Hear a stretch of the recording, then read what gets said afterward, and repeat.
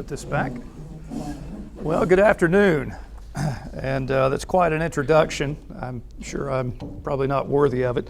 I spoke earlier this week at the Society of Plastic Engineering conference. You hold that mic, Okay. you use this as well. It's a pain, but. Okay, so what do I need? Oh, hold this as well. Okay. Because it's. So this is for the internet then. Right. Okay, this is for the room. Okay, good. Well, first of all, thank you for letting me be here this afternoon. I hope to share a bit with you about Salvation Army of Greater Kingsport, the work that's done, and the needs that are in the community. I was going to mention that earlier this week I had the opportunity to speak to a crowd of about 280 at the Society of Plastic Engineering Conference, which was in Atlanta, Georgia. And one of the executives of Arkema spoke before me, and he said something that was incredibly profound. He said, how can you tell an extroverted engineer? And his answer was, they look at your shoes more than they look at their own. So I may not be that much of an extroverted engineer, but it's a privilege to be here today. I want to talk a little bit about Salvation Army and thank you for the community work that's here. A little bit about myself. I came to Salvation Army about 3 years ago, and it was kind of unexpected.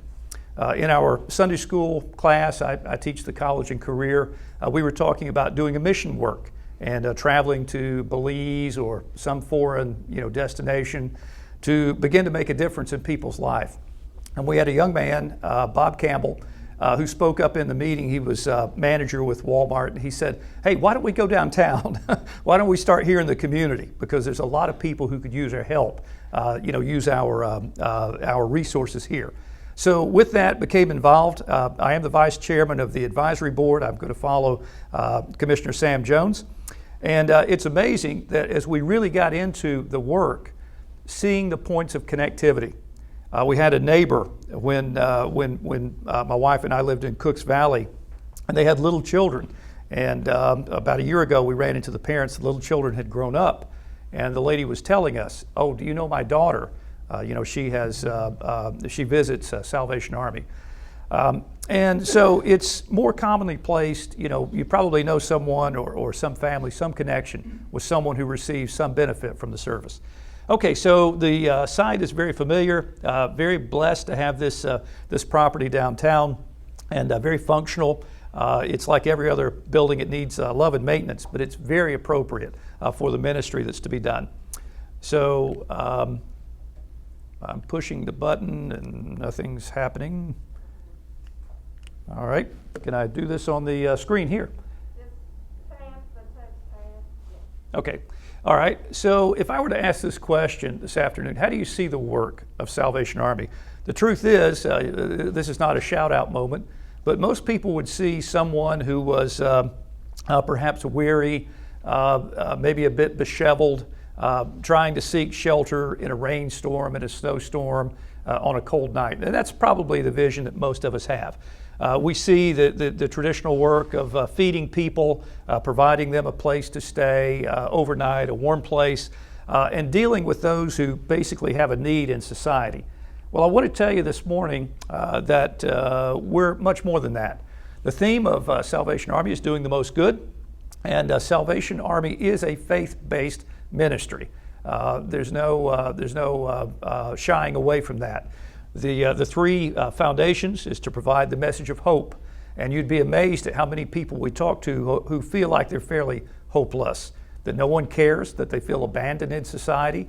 They really gravitate towards someone offering to help them. The second thing is the ministry, very key to all that's done, whether it's the youth ministry, working with the homeless, anything that's incorporated into Salvation Army does involve the presentation of the gospel message, that there is someone who cares and loves for them. And I think this is really important, particularly in the world we live in today, to preach the gospel of Christ and to meet human needs in His name without discrimination.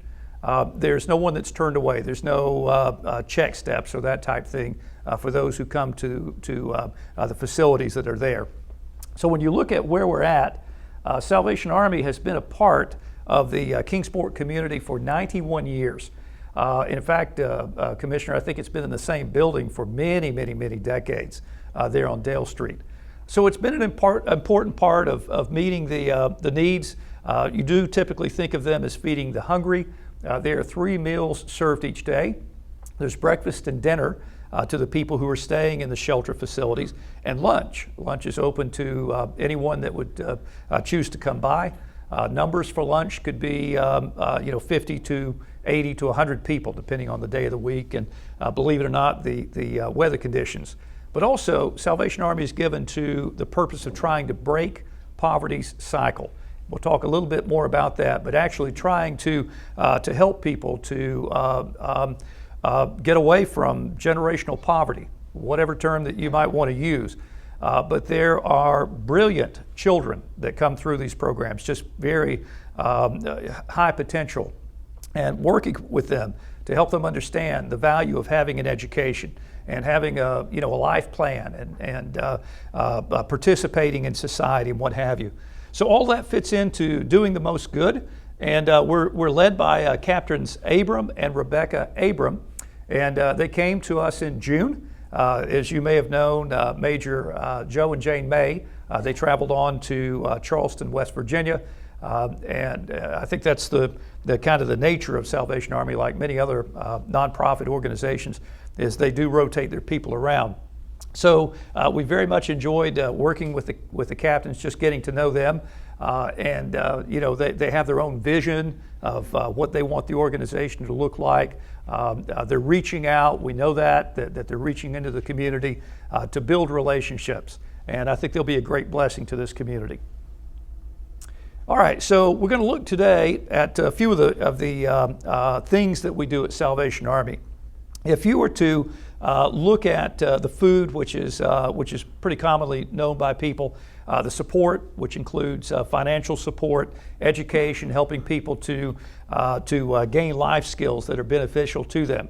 The shelter, and we'll talk a little bit about the White Flag Days, what those mean. The ministry, and if you've never visited the facility, the church, the chapel is a very important part of that ministry. And then the one that maybe sometimes people miss, which is youth. Very large, active youth program. And I don't know if anybody here knows Regina. Regina is just, she leads the youth programs. And to say that she is wonderful would not be scratching the surface. She just really bonds with the kids. They come in. She spends a lot of quality time with them.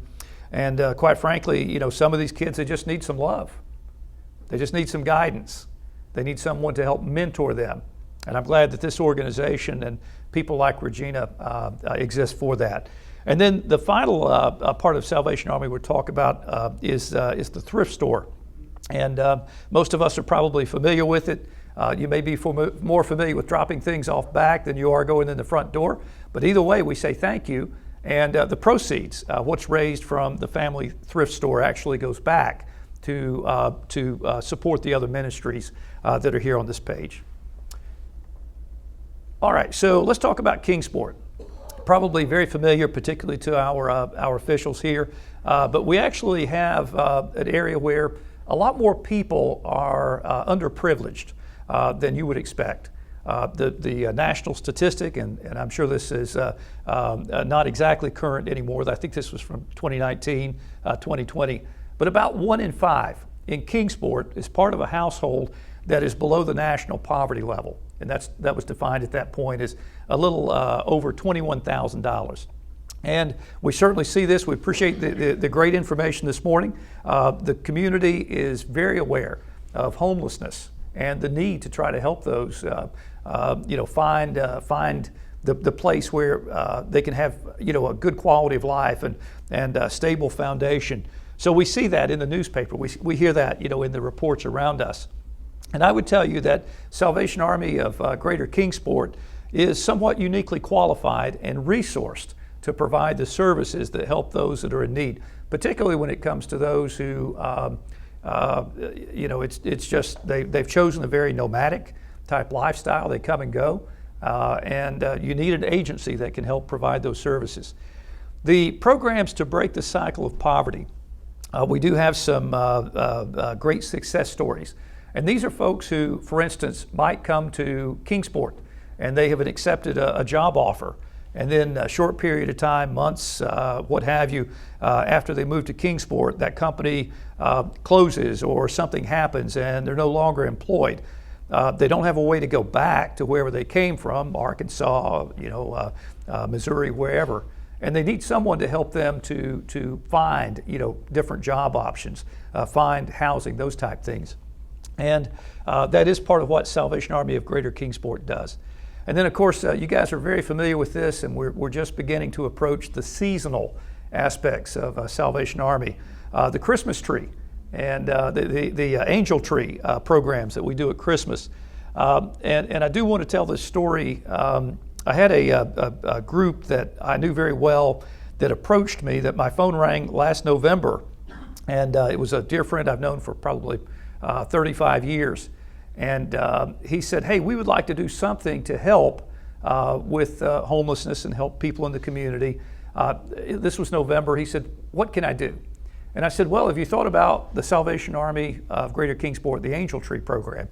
And we walked through it a bit, and he said, I think we could do that. And he's the pastor of a medium-sized church. And I said, well, what do you think you'd like to do? And he was quiet for a minute. He said, I think we'll take 25 of those names. I didn't tell him that there are about 250 in the program, so he just signed up for 10% of what would be looked after in the county. I said, well, 25 is a lot. Would you like to check on that number, rethink it? And he responded back, he said, no. He said, but I will get back with you if I need more names. So that's the generosity that we see in this community, and particularly when it comes to children. Thanksgiving meals, making sure that people have the things that they need. It's just all a blessing. But the face of the need is here all the time. Maybe we just recognize it a little more when we put different lens on it. But 1 out of 5 needs some kind of help in this community. So let's look at 3 primary things that we do: education, wellness, and dealing with money in some aspect.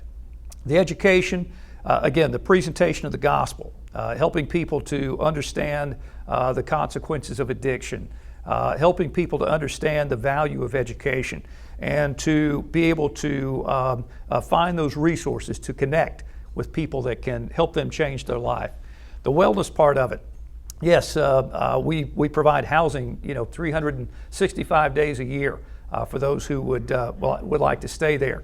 The food, the community kitchen. I was recently saddened to learn of the loss of a little lady, and I mean, she was just a tiny little lady whose name was Ruby. And my church, myself, we chose a few years ago to serve lunch one Sunday a month at Salvation Army. So we come and bring the food, and we get a chance to interact with the people and to serve the people. And there are 2 that really stood out. One is Charlie.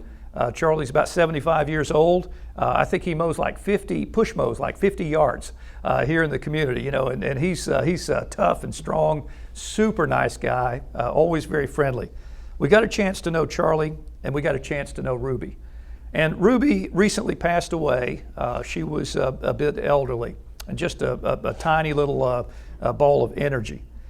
And every time that we would serve lunch or interact with Ruby, and this was coming to a meeting, one of our board meetings, she would be sitting there waiting for lunch. And she had a house that wasn't that far away. She was elderly. She didn't cook for herself. She would walk down the street and have lunch. And when you begin to actually meet these folks who come by, they're more than just someone who showed up at your doorstep. They have a family. They're proud of their children. They talk about goals. They talk about things that they did earlier in life. Some of them were in the military. Some of them were involved with different occupations and what have you.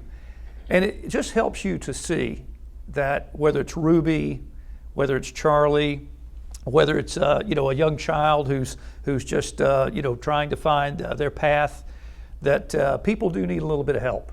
And I'm glad that Salvation Army is there. The money aspect of this, they do help sometimes, with utility support. Really not a lot of money per se that's given out. It's more guidance and how to navigate systems. And we talk about rent assistance. Well, part of the rent assistance program is if it's due on the 30th, you need to pay it on the 30th, right? Missing that by 4 or 5 days is not really a good practice. Don't get in the habit of it. The family discount store, clothing vouchers. I have no idea how many jackets are given away.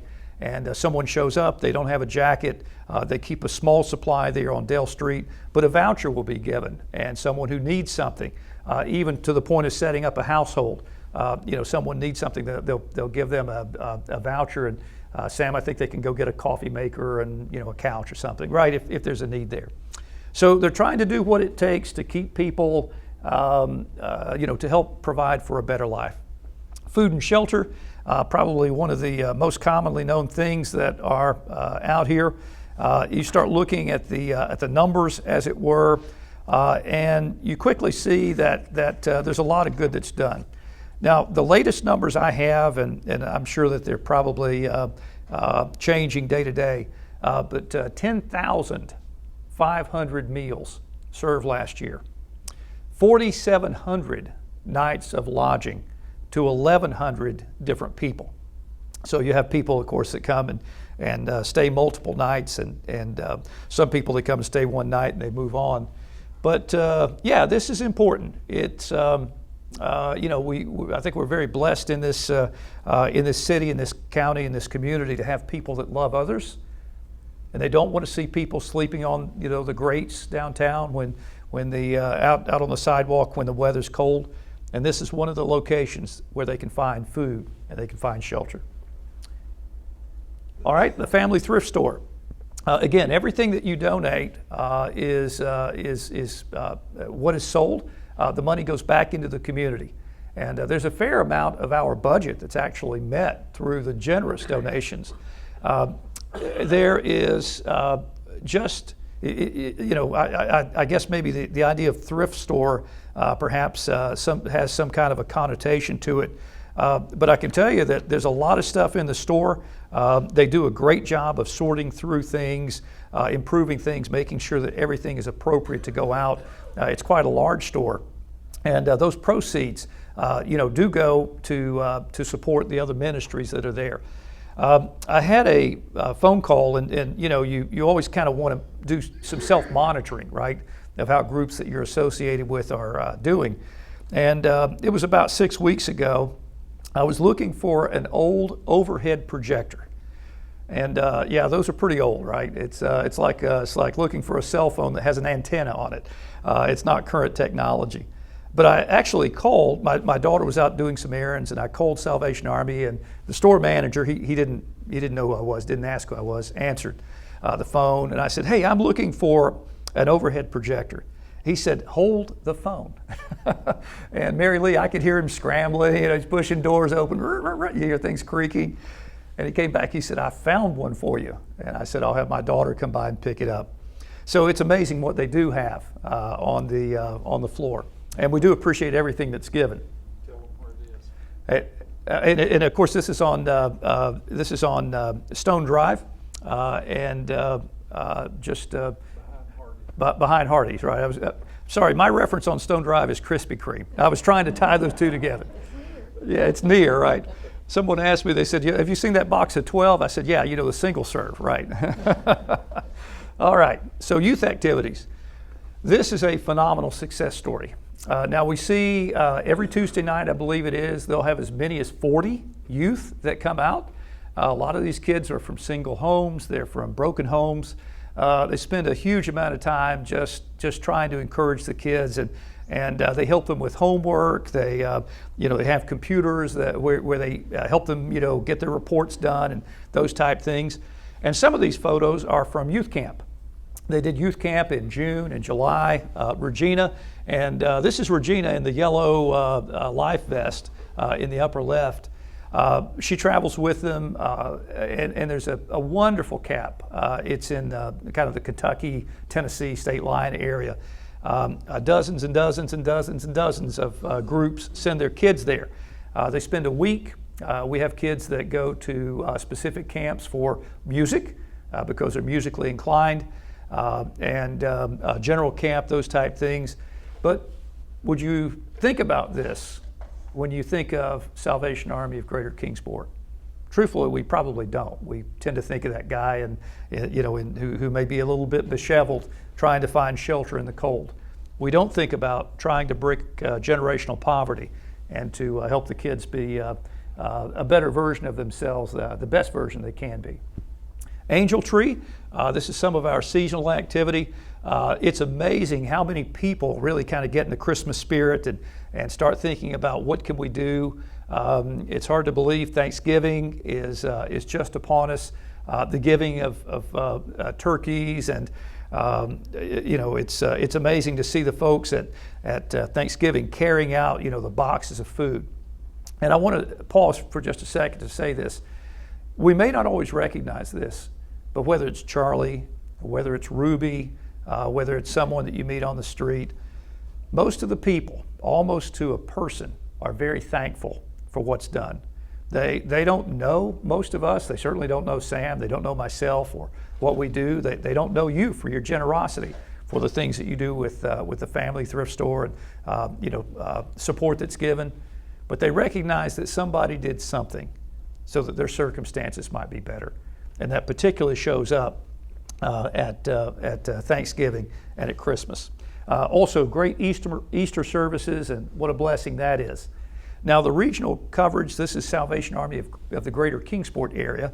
And forgive me, my map there is a bit primitive. But we do serve, of course, Kingsport, which is a lot of the ministry. Do serve parts of Sullivan County. Also, the coverage extends into Hawkins County, although quite frankly, there's just not as much activity. And then Scott County, Virginia. And I appreciate the location that the new homeless ministry will be taking. But let's be real transparent. You have to kind of be close to a lot of these folks because they're on foot. And that's why you don't see as much activity from these other areas, is more ministry happens to the people who are downtown and who can actually get there. So we cover these areas. When we do Angel Tree, people will come in from Southwest Virginia. They will come in, from the corners of the county, and it's just a blessing to be able to reach out. So let me go forward, and I want to make sure I make good use of your time. Salvation Army of Greater Kingsport, it is very privileged, very honored to have great alliances and associations. We work very, very closely with United Way of Greater Kingsport, wonderful organization. As you mentioned, churches, they support, individuals, contribute both finances and time. And believe it or not, and it's my next to last slide, which I put in this morning, is the value of your time cannot be underestimated, particularly in the world we live in today. We are thankful for the ministries, Times News. They're always great to do certain things at Christmas, and we just feel very blessed. This is not a ministry, it's not an agency that exists in a vacuum. It is kind of a conduit where so many different people have an influence on what goes forward through that agency. Okay, so this is a bit of an eye chart, and you forgive me, but most people may not be familiar with the size of the building. It is a large building. It's been a great blessing to have it where it is, the size it is. The men's dorms, the ladies' dorms, the areas that you would expect most commonly used. There are actually 2 family apartments. Those are short stay.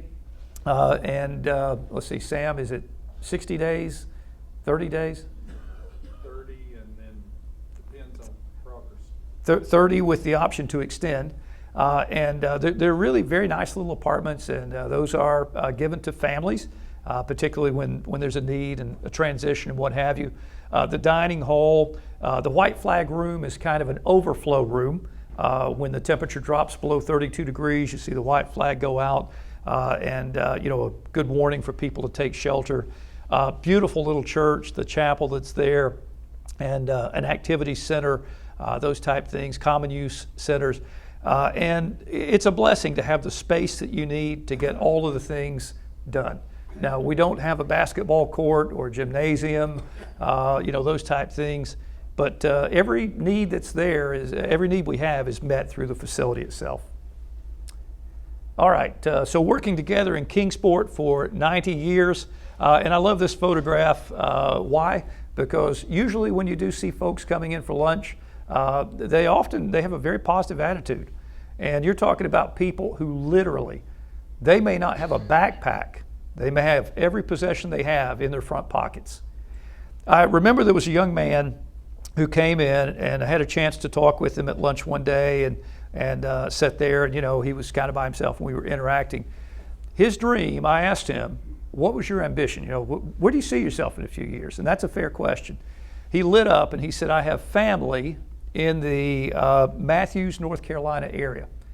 He said, I'd love to be able to find a way to get back to Matthews, North Carolina, to be able to rejoin my family and kind of have, a quality of life, get a job, that type of thing. And this guy was probably in his 30s. And he came all the time, for the meals. These are folks who have dreams and ambitions, and their situation may be different than us, but they're very human. And to get to know them makes you really want to help them. So I love this photograph of the smiling guy and the fact that through the community we've been making a difference for years. Okay, ways to help. This is one of the big questions that we get, and I appreciate it. People often reach for the checkbook, and that's always useful. But we really just need people to come and help. In the middle of this, and on the right-hand side there, you see Angel Tree. Now, Angel Tree is a one-day event, and again, roughly 250 families are blessed. Listen, you haven't lived until you have stood at Angel Tree, and Ingalls is very generous to allow us to use part of their property. And cars come around, and you'll see three little heads in the back seat, of an SUV or a sedan or something, and they're all looking around. What am I getting for Christmas? Because it's coming out of that building, and you're loading things in the car, and the kids. It's just absolutely magical. I remember last year we had a family that came, and it was I think she was a single mom, and she had a couple of kids with her. They were probably early high school, and the kids had all wanted a bicycle, and there were three of them, and she brought like a sedan, like an Escort or something. And one of our members said, "Well, listen, don't worry about it. We'll follow you home." And they put it was somebody with a truck, and they put the bicycles in the back of the truck, and got a chance to kind of do the gift giving thing a few days early. You can always serve meals. I'm going to talk a little bit more about this in just a minute, but we really, really need help with bell ringing. We need volunteers. Now I'll explain why that is in just a second. But if you have time to volunteer, Salvation Army of Greater Kingsport can make use of it. We put this in here. People don't realize that, and by the way, we put this in the slide deck before the chip shortage came into being. Now cars are a little valuable to give away. You better hang on to the one you have until you've got a new one in possession. But boats and that kind of stuff, they can always be donated if you'd like. One of the very, very last slides, one of the things I'm going to ask you to consider doing is donating 2 hours somewhere between basically Thanksgiving and Christmas Eve. We had this problem last year, and this problem has certainly been amplified this year.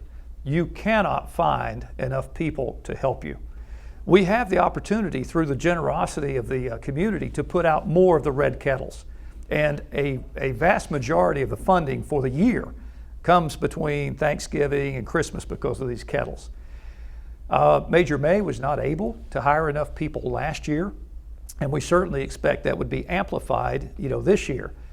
Part of that is obviously these are not high-wage jobs, but beyond that, you drive down any street, and many of you are business owners here associated with businesses. Help Wanted signs are everywhere.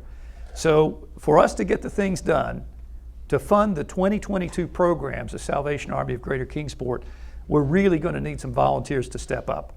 Now, one thing that's new this year, we've not done it before, I looked at it this morning, there's a website, www.registertoring.com. And I pulled this off here, it's the bottom 2/3 of the screen, registertoring.com. You go to the website, You do have to go to the area that says change area. I think it defaults to New York or whatever. But you find the area, change the area, it works on your zip code. It gives you a date. It asks the question, would you like to volunteer your time individually as part of a group? Maybe you have a Sunday school class or a work group, and you want to take a full day, which would be 8 hours or 12 hours, whatever you want to do in that day. You can put that in. It gives you the options on not only what time, but also the different locations where you could ring. And it's actually pretty cool. Most people, when they volunteer their time, they'll do 2 hours.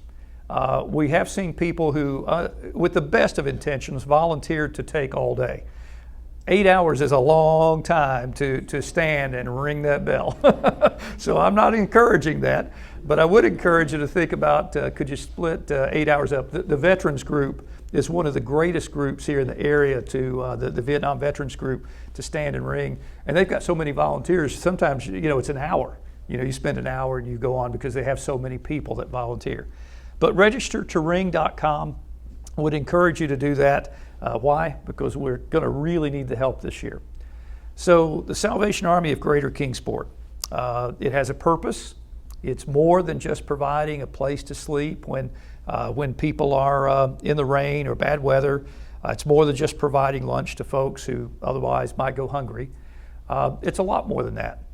It's about trying to help people become the best version of themselves they can be. And it's particularly about helping children to find a path that makes a meaningful difference in their life. So with that was the presentation. We say thank you for letting us be here today. And